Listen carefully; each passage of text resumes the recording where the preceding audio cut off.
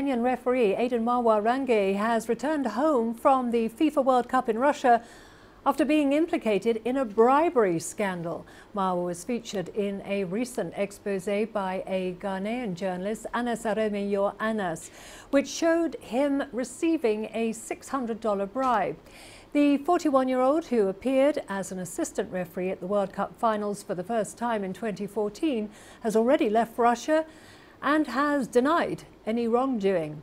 Ghana Football Association boss Kwesi Nyan-ta-kyi has also been accused of bribery. The corruption scandal, filmed over 2 years, includes nearly 100 match referees and officials. Well, for more on this, we can now speak to David Kwali, who is a football writer with Kenya's Daily Nation newspaper. Thank you ever so much for coming in. So Aden Marwa has lost his World Cup job. Do you think this expose is likely to reveal any more referees? Yes, it will. I believe so, because firstly, it's never been in question. It's just the facts that have not been there. African football has this history of having all these dirty deals going behind the scenes, and much more of the game and result being determined off the field rather than on it, because there's a lot of issues and the officials are not paid that much. So it opens up this can of worms of them having to be in a position where they can be compromised. And Africa as a whole, if you look at the economy, if you look at the business side, you look at very many sides, most of the people who work in these particular industries can be compromised. So this development actually brings into the fore what we have always suspected, but we've never quite gotten the hard facts. And it's around about 100 people implicated here, including Ghana's football president, Kwesi Nyan-ta-kyi. Now, he's been accused of bribery. He's also a member of the CAF executive and the FIFA Council. How have these two bodies reacted to this news? Surprising, nothing as yet. But then again, why is it that nothing as yet? Because obviously these two bodies do have an ethics and commission which will thoroughly investigate that. For Kenyan referee Aden Marwa, the Football Kenya Federation has said they're going to investigate that. They're going to give him a chance to talk about it and give his side of the story.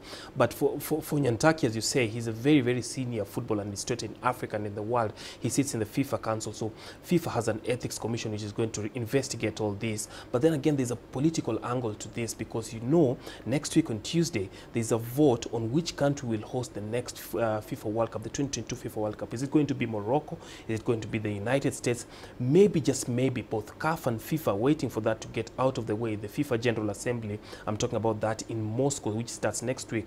Will they be waiting for that to get out of the way before they can just get to handle this? But the interesting point is, if Kwesi Nyan-ta-kyi is going to be given a position onto the table of men, being that he's been implicated in all these scandals, including a video footage showing him receiving $65,000 and putting it in a paper bag.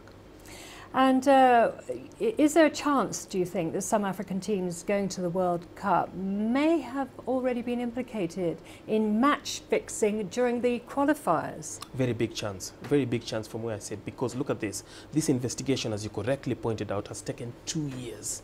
And 2 years, there's a lot of international competitions that have taken place within that time. Remember the African Nations Cup qualifiers, the World Cup qualifiers, the African Nations Tournament, earlier on Equatorial Guinea, and then we have the African Nations Championships in Morocco, where it's highly suspected the Kenyan referee received that gift, which the undercover reporter says is a bribe. So there are lots of games. Remember, there was that South Africa versus Senegal game that had to be replayed some time back because there was an issue with that and the referee was implicated in such like issues. So there's a lot that has happened through then. And Anas himself, the investigative journalist, has said there's much more to come. This is just a tip of the iceberg. He's just shared with the BBC just a bit of what he has. There's a lot to come. It's going to be earth-shaking. It's a lot of heads might roll in this one. Okay, well, thank you very much for that. Tip of the iceberg, you say. That was David Kwali there, a football writer with Kenya's Daily Nation newspaper. Thank you very much for joining us.